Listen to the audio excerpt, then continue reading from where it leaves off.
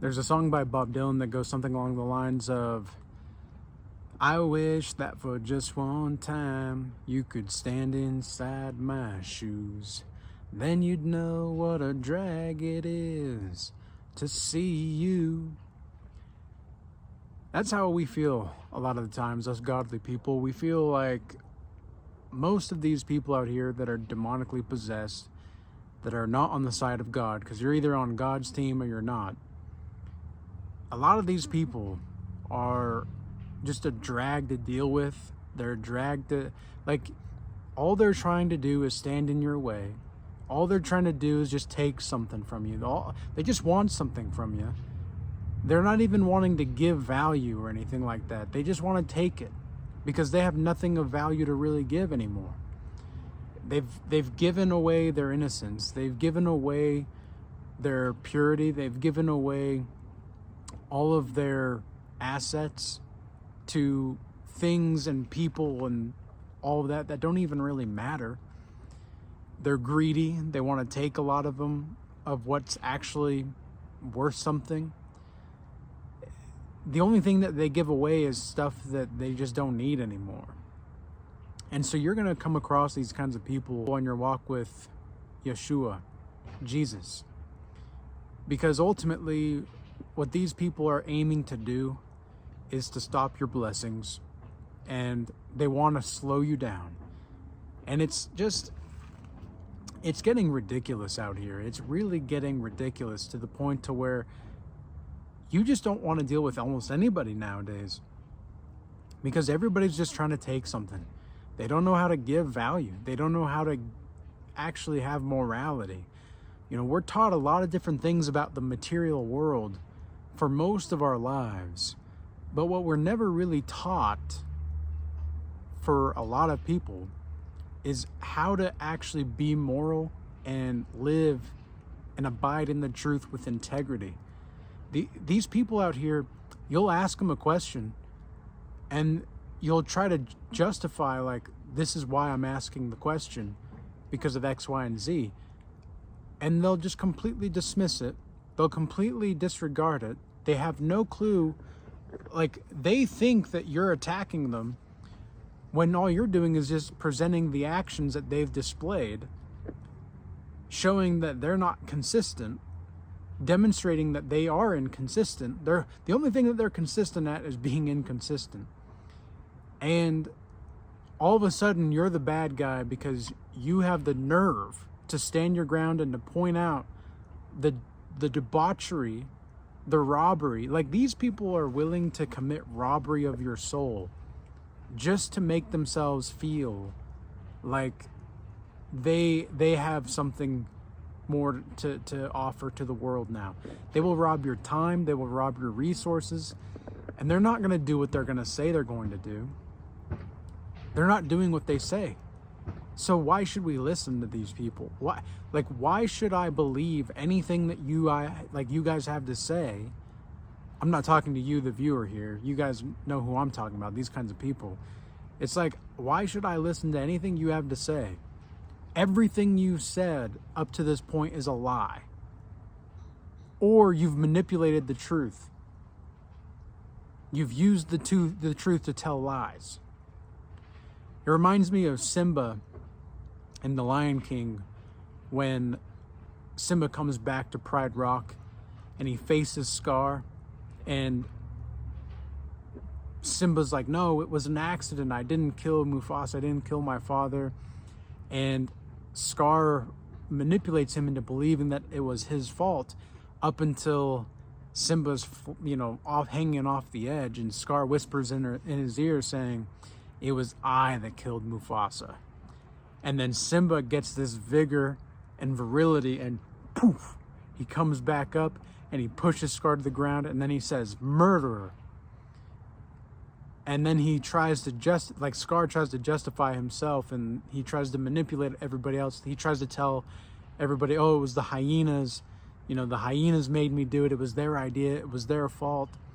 So now Scar betrays the hyenas, and Simba's asking Scar, why should I believe anything you say? Everything you've said up to this point is a lie. And this is a good archetypal understanding of who the devil really is, because Scar in many ways represents the devil, right? Scar represents, for those that you've seen The Lion King, and I'm sure pretty much everybody has, Scar represents the archetype of evil itself. And notice how when evil took over, the land was desolate, there was no water, there was no food, just everything was pillaged, people were starving, it was a tyranny, everything was going to crap. But when Simba comes back, the rightful king, who takes his place, who has compassion, who leads with compassion, because he even says to Scar at one point, if I remember right, he says, he's like, because Scar asks, what are you going to do? And Simba says, well, I'm not like you. I want you to run away and never return. Which is a kind of it's exactly what Scar told him originally. But this is a good story to understand. This is a good archetypal story to really understand as well, because it helps you gauge what good really is and what evil really is, and why these people want to stand in your way. They don't want you to take over Pride Rock. They don't want you to take over the land that you're meant to have. They don't want you to have the land that God has prepared for you. Okay? They don't want you to have everything in this life that he wants to give to you. Like Yeshua, Jesus, wants to give you these things. He wants to give you everything that you want. You have to just earn it. And it's not always that you have to earn God's love, Yahuwah's love. It's more so that, because that will come unconditionally, but at the same time, it's not really unconditional, okay? Because you don't get protection if you're not following the laws, statutes, and commandments. You don't get angels that protect you if you're not striving toward God's laws, statutes, and commandments. Yahuwah may have a plan for you, but if you're not wanting to take on that plan, I mean, look what happened to Moses. Okay, Moses, he fervently believed what he was doing was right in Exodus, where he was going to free the Israelites from Egypt, and he failed up until he was in his later years, right? He had to come back. And so it wasn't until it was when he was like 80 or something like that, where he was able to actually do what he was set out to do. But what did he have to do during that time? Well, he wasn't really as prepared to do Yahuwah's will as much as he thought he was. Even though he knew that was it, he just wasn't as prepared. So sometimes these people that are going to be obstacles in your path and in your life, think about these as lessons that you still need to be, how do I say this? These are life lessons that you still need to be incorporating into your life. Like, you haven't fully learned the lesson, or there's new lessons to learn that's going to keep you humble for the long term. And if you can do this, if you can actually keep those lessons, and you can actually use the knowledge and keep the wisdom that you have from this stuff, that's when things are going to change ultimately. That's when things are going to really shift for you. But you have to be aware enough that you understand who you are, but you also understand that His will, the Most High's will, is going to be overtly over yours. And when you're really aware of this kind of thing, you'll begin to understand the depth of how really deep we are in the spiritual war for human souls. Okay, this is a fight. This is a spiritual fight, and a lot of people don't really understand this. They get it. Some of the people get it, but they don't understand that this is going to be a fight that's going to last the rest of your life. Okay, in Genesis, it's, Yahuwah tells Adam that you're going to be having to work by the sweat of your brow for the rest of your days. And this is exactly what people don't really want to accept. Specifically, a lot of men don't want to accept this as part of manhood. And I get it. I get why you don't want to accept it, but it is part of the deal. It is part of the process. And the only way that you're going to be able to overcome this is by acknowledging that there is something deeper going on.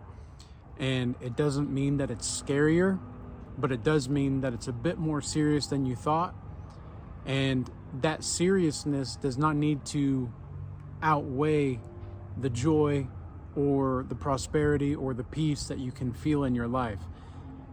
Let the world be what it is around you, but if you can keep this right, if you can keep your heart right, and you can live from your heart, you can live from who you are, you'll be okay. You'll be just fine. So with that being said, I want to thank everybody that has been moving over from the YouTube platform over to X and Rumble recently. All of the Instagram DMs that I've been getting as well for the support. I appreciate that.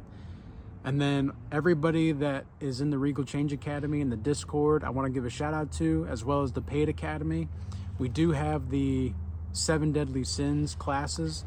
It's going to be a 7-week course where we're going to go over 1 sin per week.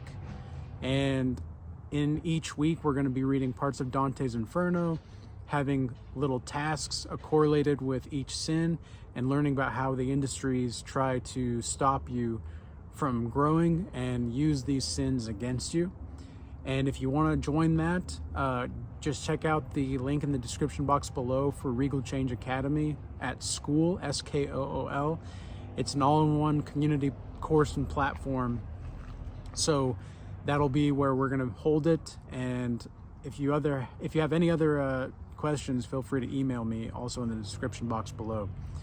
And with that being said, may the grace of the Lord be with you all. And until next time, peace.